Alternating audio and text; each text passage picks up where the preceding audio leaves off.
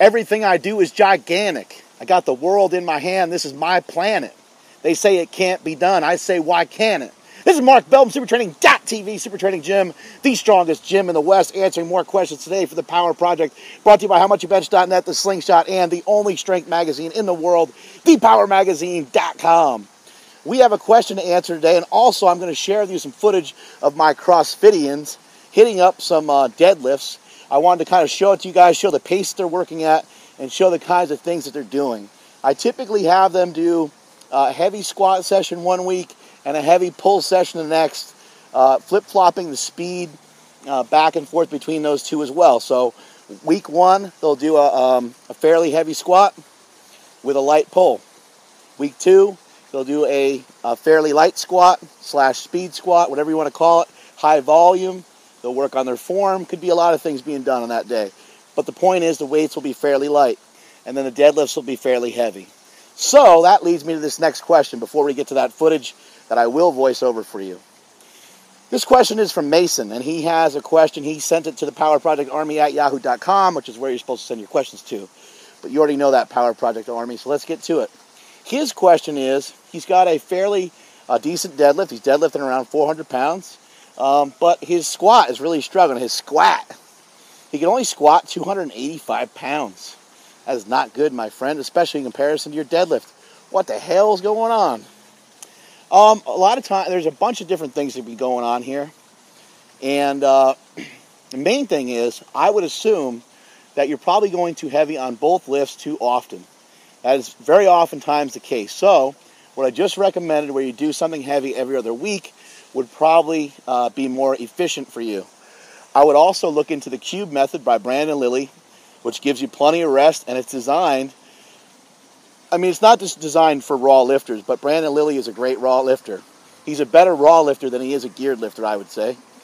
Maybe he would argue with that, but I think he's a little bit better of a raw lifter than he is a geared lifter. Anyway, the program basically just allows you enough recovery. I talk about this all the time. I mentioned the Lillibridge method as well, where they're squatting heavy every other week and deadlifting heavy every other week. But one thing to keep in mind with the Lillibridges is that they're not even deadlifting or squatting in those off weeks. Another thing to keep in mind with them is they've been training for a very, very long time. So I would not suggest following their exact program. You probably need to do a little bit more at this point in your lifting career. You also mentioned that you helicopter. He didn't refer to it as a helicopter, but it's called the helicopter. You do a little bit of a helicopter when you're deadlifting. And a helicopter basically refers to pushing the palms up side, supinated side, for all you nerds out there, palms up side. People tend to kind of push it away from their body as they go to pull. There's some normal twisting that occurs when you go to perform a deadlift with a mixed grip. Very common, happens to everybody. Some spinal twisting that goes on. It's, I would say it's pretty much unavoidable to a certain extent. But you got to really be careful you're not pushing those weights away from you on that underside. You mentioned if there's certain ways you can correct it through mobility and blah blah. One thing I would say, a lot of times it's an issue with bigger guys. You can also be trying to be too close to the bar, and then therefore you're pushing it away from yourself. So make sure you're not too close to the bar. How far should you be from the bar? You should know this already. But the weight, the barbell, should be right dead center, about in the middle of your foot.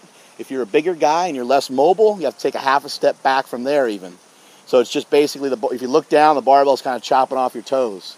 If you're more mobile, you can get up on that bar a little bit more. Make sure the toes are pointed out slightly, about 10 to 15 degrees or so. And that's going to really help you. You want to actually try to push, this is from Ed Cohn, 901 pound deadlift at 220 pounds. You want to push into the floor, and then you want to pull the weights into you as you come through. So if you're pushing the weight away from you, you can't do any of that in the beginning. So make sure you have enough space between you and the barbell that you're not kicking that barbell forward. Film some of these and have, critique it yourself. Have your buddies watch it. You could also send it to me if you want, and I will make fun of you tremendously. And we will try to fix this little issue of yours. As far as mobility goes, not really a huge mobility issue, but you could do some curls with a barbell, straight bar, and you could get your palm up and curl out wide and try to get in here. That would be highly recommended to some bigger guys that start to develop issues with turning their palms over.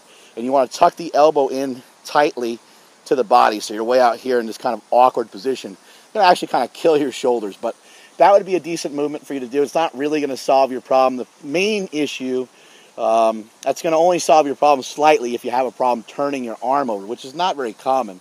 It's usually common in Neanderthals like myself, and you are probably not a Neanderthal with a 285-pound squat. Anyway, let's get to this footage. We got, as far as your programming goes, programming for the squat, look further into the cube method, look into the West Side Barbell program, the great article written on EliteFTS.com by Dave Tate called The Periodization Bible Part 1 and 2, which explains pretty much everything. And then also some of the stuff done by the Lillibridges, as I mentioned many times before. The cube method, you can find out a lot about it on the interwebs. The interwebs is for more than just pornography, ladies and gentlemen. The cube method, you could also buy the book. That would be nice. Support Brandon Lilly and support his cause with the cube method. And like I said, you can just Google him and you can kind of look up tons of information. He blogs all the time. He puts out tons of information. You can also sign up to thepowermagazine.com, which has tons of information, has Brandon Lilly writing in nearly every issue. So check out this video of my CrossFitians that I work with. We got Drew, kind of forget his last name, Cataneros, something like that. He's jacked. He's got huge quads. Strong dude. I did not tape their squats. I didn't film their squats beforehand, but Jim McD did, and you'll see those at supertraining.tv a little bit later in the week. But I did film some of their deadlifting. I kind of wanted to show the pace they're working at, show the intensity that they're working with, and just wanted to share this footage with you guys. You guys are lifting with no belt except for towards the last set. Blair Morrison cheats and throws on a belt. But you see Blair Morrison, Ben Alderman, Drew, and Arturo Fernandez. These are all basically CrossFit gym owners / high-level CrossFitters. And they come to me to learn how to get strong, get their strong on, because they know when you're trying to get strong, you can't go wrong, and strength is never a weakness. Enjoy the footage. Here we go with the CrossFit experience. We got the 4 CrossFitians that I train. Got one guy absent for the day, Travis. This is Arturo Fernandez, banging out 405. Like it's nothing, pa-ping. This is after they did squats. They did about 5 or 6 working sets of squats, all doubles, and then working up to a few singles at the very end. There's the 3.0 Nanos from Blair Morrison. Blair's got all the new stuff from Reebok. He's a sponsored Reebok athlete. Blair is a high-level CrossFitter, and he's come to me to work on getting stronger, as all these other guys have as well. We get a group of about 4 or 5 guys together every Tuesday, and these guys come in. They do what they're told. They do it to the best of their ability, and they work their asses off. So you get a lot of people out there knocking CrossFit and saying this and that about it, but these guys are in there training hard. It matters to them to get better, just as it matters to a powerlifter to get stronger. And that's I like the intensity, and I admire that in anyone, no matter what they're doing, whether they're playing baseball or skipping rope or whatever it is they're doing. I always admire that in people when they got the work ethic and they're willing to put the time in to make themselves better at something. This is Drew. He's a power lifter. He doesn't realize it yet. If I could ever get this guy fat, he would be amazing.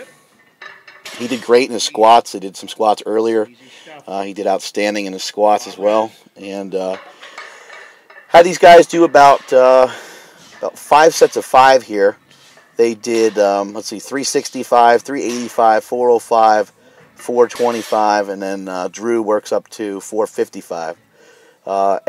Each set was all done for sets of 5, except for Blair Morrison, who cheats and does a set of 3 at the end with a belt on. Talk about a cheater. Also keep in mind, these guys are in the middle of the CrossFit Open. So these guys are in the middle of hitting these tough CrossFit wads.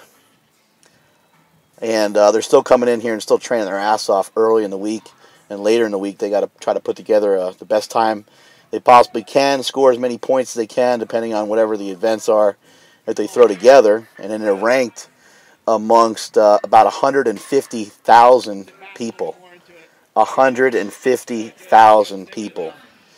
This CrossFit phenomenon is not going anywhere, and people might as well just embrace it and just enjoy it while it's here, because it's shedding some light on some situations and some things that otherwise would not have some light shed on them, such as Olympic lifting and such as powerlifting. Here he is going up to 455, Drew now. But back to my point, how this is shedding light on other things and bringing attention to, the sports that we love as strength athletes, and that's fantastic. And more people talking about cleans and snatches and benches and squats and deadlifts, and that's exactly what you want. He rode his bike here from Reno. That's why his legs are so jacked. Here goes Drew banging out 455. Booyah! Nice. Easy money. See how tough he is right here. But, I did mention there's about 150,000 participants. I actually thought about it the other day, and I couldn't think of any other contest in the entire world regarding anything that has that many participants in it. The only thing I can come up with is maybe some reality TV game show type things, such as like American Idol. That's the only other thing I can think of that has more participants than this CrossFit Open, which is done online over the span of, I think, 5 or 6 weeks. So that's the CrossFit crew that we get together. You can hit me up at powerprojectarmy@yahoo.com if you're interested in coming to train with us. And that is it from supertraining.tv.